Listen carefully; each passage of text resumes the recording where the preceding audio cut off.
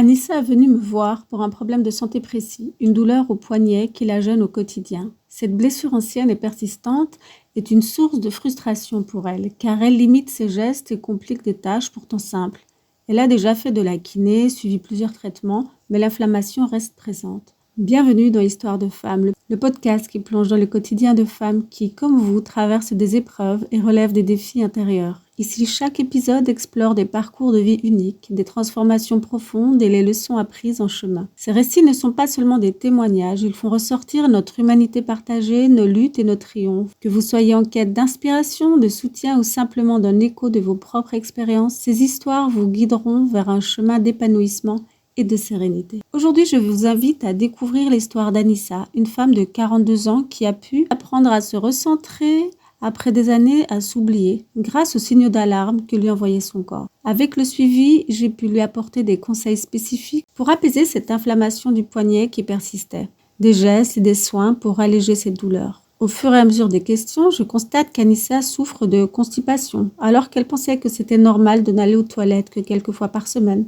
C'est son médecin qui lui avait dit que ça dépendait des gens. Cependant, au fil de nos échanges, j'ai commencé à percevoir que cette douleur au poignet représentait quelque chose de plus profond. En discutant avec elle, j'ai découvert qu'Anissa avait passé presque toute sa vie à s'occuper des autres. Mère dévouée, épouse attentionnée, elle a toujours fait passer sa famille avant elle-même. Elle se levait chaque matin avec pour objectif de rendre la vie de ses proches plus douce et plus simple, sans jamais penser à ses propres besoins. Aujourd'hui, ses enfants grandissent et quittent peu à peu le nid familial. Ce changement, pourtant naturel, laisse un vide dans le quotidien d'Anissa. J'ai senti dans ses paroles une sorte de désorientation. Sans ce rôle de mère à temps plein, elle se demandait ce qui lui restait. Ce poignet douloureux, qui la ramène constamment à son corps, semblait lui poser la question de son propre bien-être, de ses propres désirs. Des questions qu'elle n'avait jamais pris le temps d'aborder. Pendant notre accompagnement, plusieurs éléments sont apparus révélateurs d'un épuisement, émotion que son poignet reflète comme un symbole.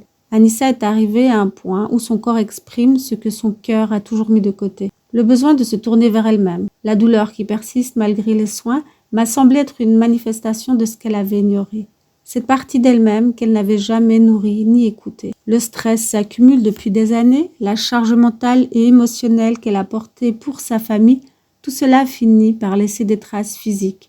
Son corps réclame un changement. Un jour, après une séance particulièrement introspective, Anissa a pris conscience qu'il était temps pour elle de s'autoriser à penser à elle-même. Nous avons commencé par des ajustements simples mais symboliques, intégrer dans son quotidien des moments de calme, des instants où elle pouvait simplement se retrouver.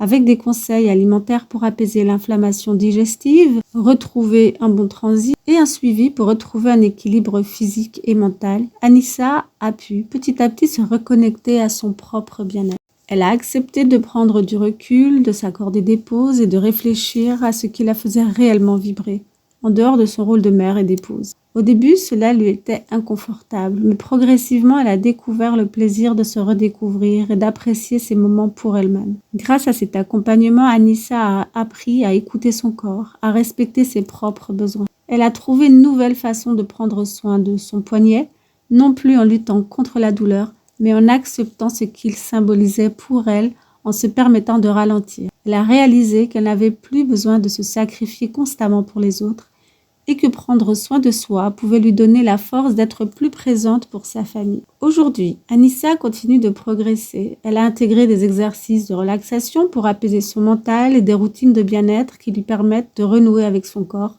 d'une manière douce et respectueuse. Ses douleurs se sont envolées et elle retrouve un équilibre qui lui permet de vivre en harmonie avec elle-même, tout en restant présente pour ses proches. Merci d'avoir écouté l'histoire d'Anissa. À travers son parcours, elle a découvert la puissance de s'accorder du temps et de l'attention, même après des années passées à prendre soin des autres. Son histoire nous rappelle que chaque douleur, chaque signe physique peut être le reflet d'un besoin plus profond de se reconnecter à soi-même. Et vous, quelle partie de vous avez-vous laissé de côté pour le bien des autres? Peut-être est-il temps de vous accorder cet espace de sérénité que vous méritez. Si ce récit a résonné en vous, n'hésitez pas à rejoindre Histoire de femmes pour d'autres parcours inspirants, d'autres leçons de vie qui, je l'espère, vous accompagneront vers votre propre épanouissement. Je vous invite aussi à noter le podcast afin qu'il puisse être écouté et aider d'autres femmes. À bientôt!